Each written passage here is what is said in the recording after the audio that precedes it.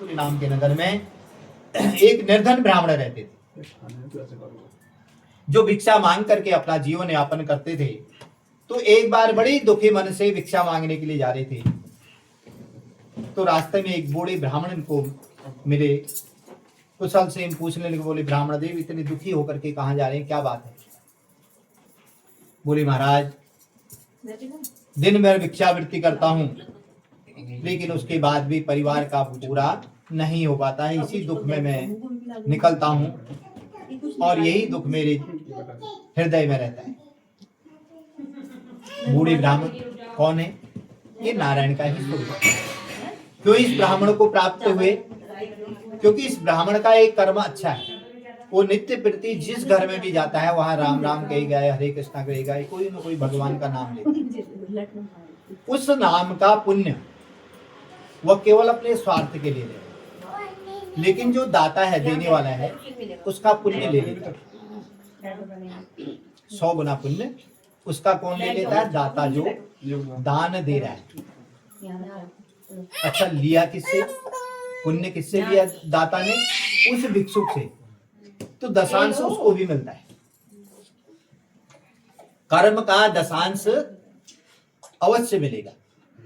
Percentage भगवान की हानि में, बिना परसेंटेज के कहीं काम नहीं है। अच्छा करोगे उसका परसेंटेज मिलेगा, अगर नहीं उसमें भी बुराई कर दी, दान की महत्वता को कम कर दिया, बुराई कर दी, बोले इसको देने से तो अच्छा था नहीं देते, तो समझ लिया आपने दान, तो वो 100 गुना उसका वापस हो।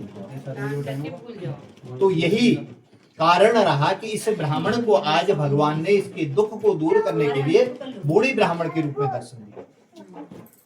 उसी पुण्य का फल रहा। देखो कहीं भी मिल सकता है, पुण्य का फल कहीं भी मिल सकता है, इसलिए पुण्य करने में कभी बुराई नहीं करनी चाहिए। तो कहने का तात्पर्य इस प्रकार से, जब इसने ब्राह्मण ने इसको कहा, ही ब्राह्मण तुम नित्य प्रति घूमते हो और उसके बाद भी इतने दुखी रहते हो, क्या कारण है? बोले महाराज यही मेरा कारण है। अगर आपके पास कोई उपाय हो जिससे कि मैं इस दरिद्रता से मुक्ति पा सकूं, मुझे बताओ। तो ये बूढ़े ब्राह्मण कहते हैं, सत्यनारायण विश्वांचिता फल प्रदाता तुम पूजन विप्रकुरुष्वेत्तम। हे ब्राह्मण, तुम सत्यनारायण भगवान का व्रत करो जो मनवांछित फल को देने वाला है। यह व्रत सब प्रकार से दुखों से मुक्ति दे करके अंत में परम पद देने वाला है। बोले महाराज ये तो नाम ही पहली बार सुन रहा हूं। सत्यनारायण कौन है और किस प्रकार से इनका पूजन करना है?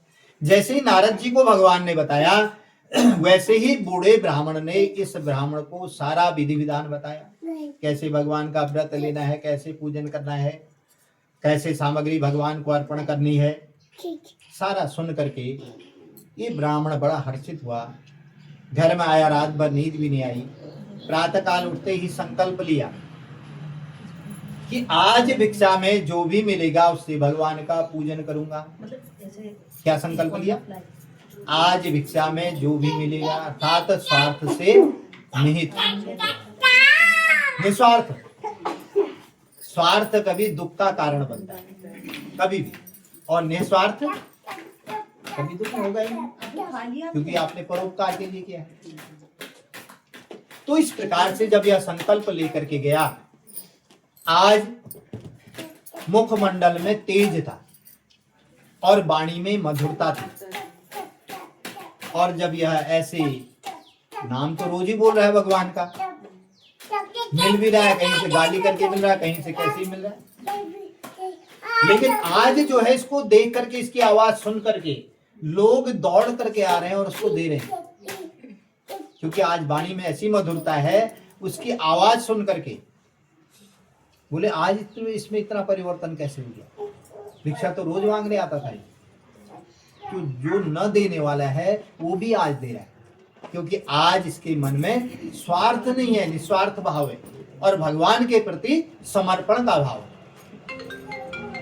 तो यहाँ भगवान एक संदेश देते हैं, कोई भी कार्य आप करते हैं उसमें समर्पण का भाव, बॉस का खुश होगा, है ना? समर्पित भाव से काम करेंगे तो बहुत खुश होगा ना। वैसे ही हमारे जीवन का बॉस कौन है? नारायण। तो जहां हमारा व्यवहार, हमारा स्वार्थ भगवान के प्रति होगा, वहां